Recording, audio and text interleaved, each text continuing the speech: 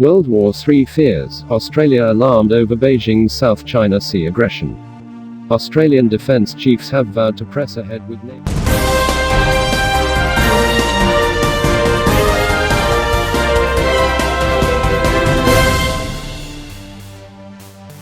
World War III fears, Australia alarmed over Beijing's South China Sea aggression. Australian defence chiefs have vowed to press ahead with naval and air force operations in the South China Sea despite expressing their alarm at Beijing's growing militarisation of the contested region.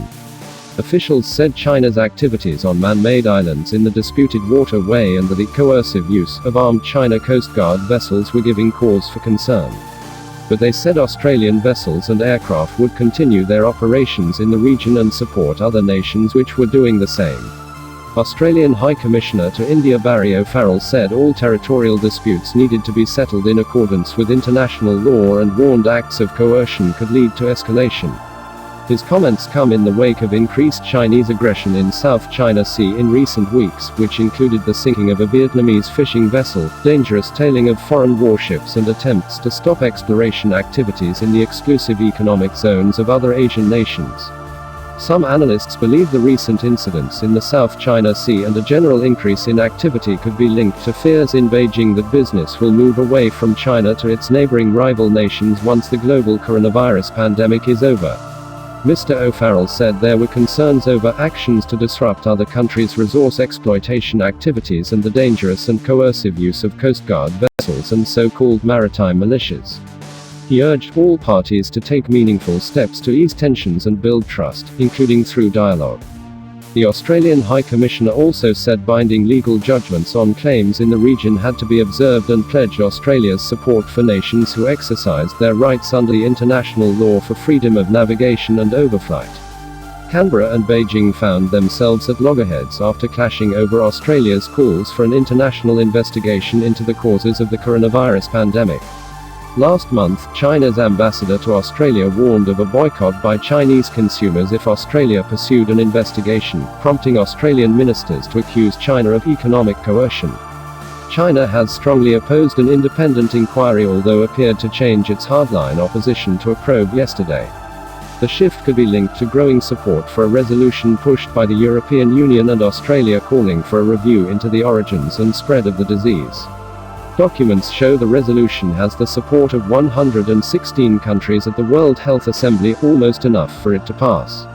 Australian Foreign Minister Marise Payne said the resolution was an important part of the conversation we started. She said, "I am very grateful to the efforts of those in the European Union and those many drafters who have been part of the negotiations for the past few weeks." The resolution is comprehensive and included a call for an examination of the zoonotic origins of the coronavirus. A Chinese Foreign Ministry spokesman played down Australia's involvement in the resolution, attributing it solely to Brussels. Foreign Ministry spokesman Zhao Lijian said China was consulted on the content of the draft but stopped short of saying it had Beijing's support. He said China, along with other countries, took an active part in these consultations and agreed on the unifying of the text. US versus China, Trump pulls Taiwan stunt in dangerous game of chicken with Beijing.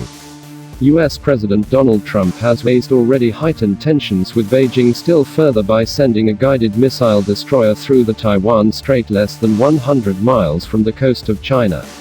The move is likely to anger China's President Xi Jinping, coming as it does just 1 week before Taiwan President Tsai Ing-wen's inauguration for a second term in office, and given the fact China claims the disputed island as part of its territory.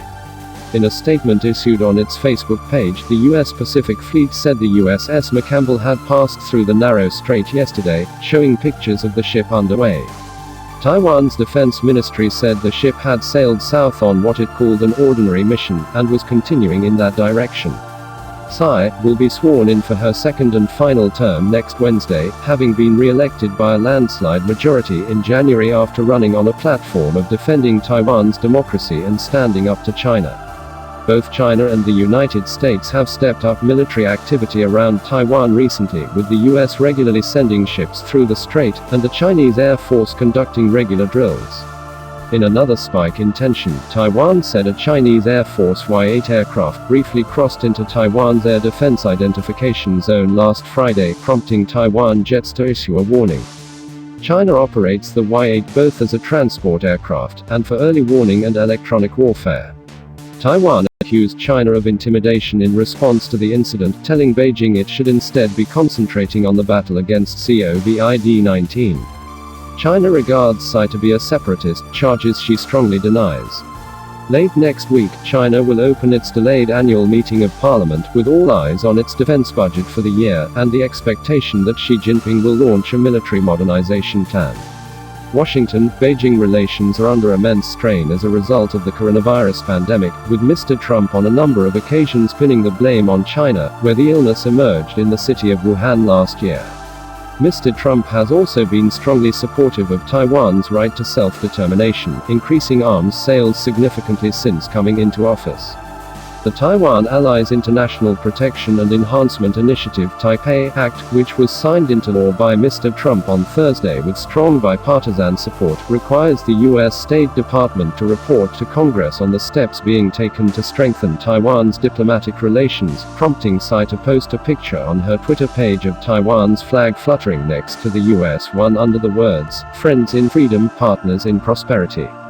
In addition, a report published yesterday by Congress's U.S.-China Economic and Security Review Commission accused China's government of having undermined global health by pushing for the exclusion of Taiwan from the World Health Organization, WHO. In response, Zhao Lijian, a spokesman for China's foreign ministry, told reporters their real intention is to solicit foreign support and seek independence under the pretext of the pandemic. "We are firmly opposed to that. The scheme will never succeed." China urges relevant side in the US to abide by the One China principle and stop backing the Taiwan authorities' political maneuvering to seek independence under the disguise of epidemic response, so as to avoid disrupting global solidarity and cooperation against the pandemic. For all intents and purposes, Taiwan has been an independent nation-state since 1950. However, Beijing regards it as a rebel nation which must be reunited with the mainland by force if necessary, in accordance with its One China policy.